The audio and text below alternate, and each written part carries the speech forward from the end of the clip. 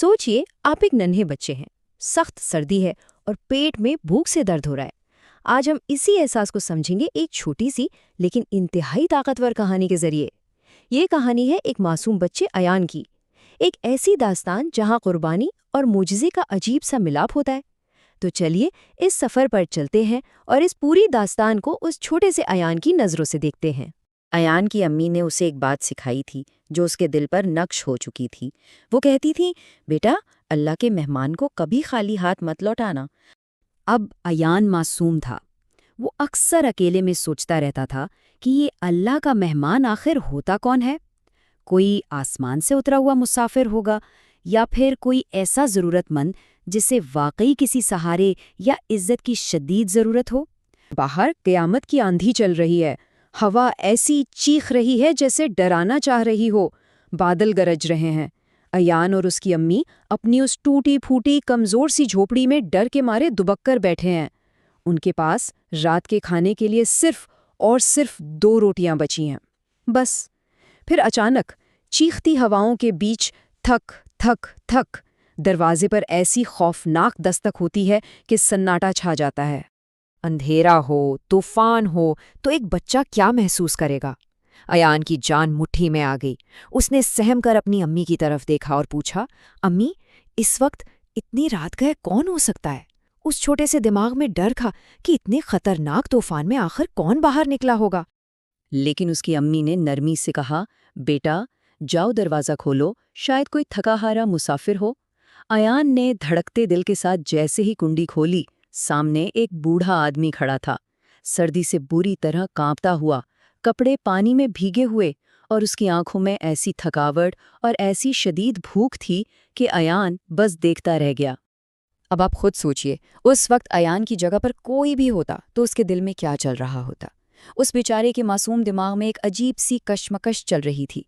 एक तरफ उसका अपना खाली पेट जोर जोर से आवाज़ दे रहा था कि हम खुद भूखे हैं, हमारा क्या बनेगा, और दूसरी तरफ अम्मी के वो अल्फाज गूंज रहे थे, अल्लाह के मेहमान को मना मत करो। ये वाकई एक बहुत बड़ा फैसला था। अयान ने पलटकर अपनी अम्मी की तरफ देखा। उनके चेहरे पर एक अजीब सा इत्मीनान और मुस्कुराहट थी। ये देखकर अयान ने एक बिल्कुल बेगर्ज फैसला किया। उसने कांपते हुए अजनबी का हाथ पकड़ा, उसे अंदर बुलाया, जिस्म पोंछने के लिए एक सूखा कपड़ा दिया और अपनी वो आखिरी 2 रोटियां उसके सामने रख दीं। जब उस बूढ़े इंसान की आंखों से आंसू बहने लगे तो उस छोटे से बच्चे ने इतनी बड़ी बात कह दी, हम कल खा लेंगे, आप आज खा लो। सोचने वाली बात है, एक इतना सा मासूम बच्चा और उसकी कुर्बानी इतनी बड़ी। रात काफ़ी बीत चुकी थी, सब सो गए, लेकिन अचानक अयान की आंख खुल गई। उसने देखा कि वो बूढ़ा आदमी चुपके चुपके बाहर जा रहा है। अयान दबे पांव उसके पीछे गया और फिर उसने जो देखा ना, वो किसी मौजिज़े से कम नहीं था। उस बीमार लाचार आदमी के कदम रुके और देखते ही देखते वो एक इंतहाई खूबसूरत और जगमगाते हुए नूरानी शख्स में बदल गया। पूरा अंधेरा गांव एक अजीब सी रोशनी से नहा गया था। अयान तो हैरत और डर के मारे कांप रहा था। उस चमकते वजूद ने अयान की तरफ देखा और बहुत मोहब्बत से कहा, घबराओ नहीं, मैं कोई आम मुसाफिर नहीं, मैं अल्लाह का एक फरिश्ता हूँ। ये जो भी हुआ, ये तूफानी रात, मेरी आमद, मेरी भूख, ये सब अल्लाह की तरफ से तुम्हारा इम्तिहान था। ये देखने के लिए कि क्या तुम वाकई अपनी अम्मी की उस बात पर पूरे उतरते हो। फरिश्ते ने जाते जाते उनकी कुर्बानी पर दुआ दी थी। अब अगली सुबह का मंजर वाकई तजुबखेज था। जैसे ही अयान ने नींद से आंखें खोली, वो टूटी फूटी सी झोंपड़ी वहां थी ही नहीं। उसकी जगह एक निहायत ही खूबसूरत और मजबूत घर बन चुका था। बवर्शी खाना लजीज खानों और राशन से भरा पड़ा था, और तो और सबके पहनने के लिए बिल्कुल नए चमकते हुए कपड़े मौजूद थे। सिर्फ एक कुर्बानी की रात और उनकी पूरी दुनिया बदल गई थी।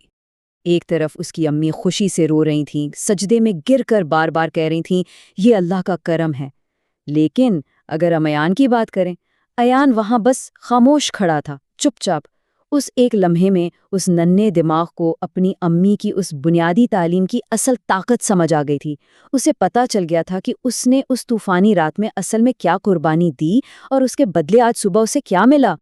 देखते ही देखते इस अजीबोगरीब रात की कहानी पूरे गांव में आग की तरह फैल गई। सबको ये बात पक्की तरह समझ आ गई कि अयान के घर से कभी कोई खाली हाथ नहीं जाता। اور سب سے اچھی بات یہ تھی کہ ایان کی اس بے مثال سخاوت نے صرف اس کے گھر کو برکت نہیں دی بلکہ آس پاس کے تمام لوگوں کو متاثر کیا کہ ہمیں بھی ہمدردی اور قربانی کے اسی راستے پر چلنا چاہیے۔ تو اس ساری داستان سے آخر میں ہمیں کیا سمجھ آتا ہے؟ بس یہ کہ جب ہم اپنا فائدہ سوچے بنا بے غرض ہو کر کسی کے کام آتے ہیں نا، تو اوپر والا اس کا ایسا انعام دیتا ہے جو ہماری سوچ سے بھی کہیں زیادہ بڑا ہوتا ہے۔ اور ایک بہت قیمتی بات یہ کہ ضروری نہیں جو ضرورت مند ہمارے دروازے پر کھڑا ہو وہ صرف ایک عام انسان ہی ہو، کیا پتہ وہ ہمارے اپنے ایمان کا، ہماری اپنی انسانیت کا ایک چھپا ہوا امتحان ہو۔ صحیح ہے نا؟ یہ ایکسپلینر یہاں ختم ہوتا ہے، لیکن جاتے جاتے میں آپ کے دماغ میں ایک سوال چھوڑنا چاہتا ہوں۔